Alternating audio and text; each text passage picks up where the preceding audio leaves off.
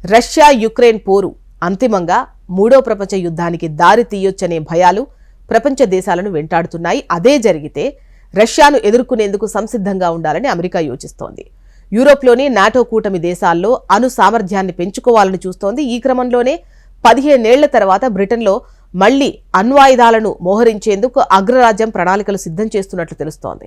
ఈ మేరకు పెంటగాన్కు చెందిన అధికారిక పత్రాలను ఉటంకిస్తూ ది టెలిగ్రాఫ్ కథనం వెల్లడించింది. యూకేలోని సప్లోక్ ప్రాంతంలో ఉన్న RAF లెకెన్ హీత్ ఎయిర్ బేస్ వద్ద అణ్వాయుధాలను మోహరించాలని పెంటగాన్ ప్రతిపాదనలు చేసినట్లు సమాచారం.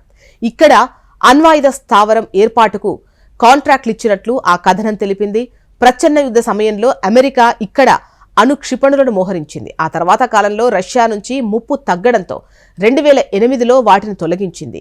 అత్యధిక పెలోడ్ సామర్థ్యంతో B-61 బాంబులను తయారు చేసేందుకు అనుమతి ఇవ్వాలని అమెరికా రక్షణ అధికారులు గతేడాది అక్టోబర్లో కాంగ్రెస్ను అభ్యర్థించారు. అలాగే లెకెన్ హీత్లో అమెరికా దళాల కోసం స్థావరం ఏర్పాటును ప్రస్తావించారు. దీనిపై అప్పట్లో రష్యా తీవ్రంగా స్పందించింది.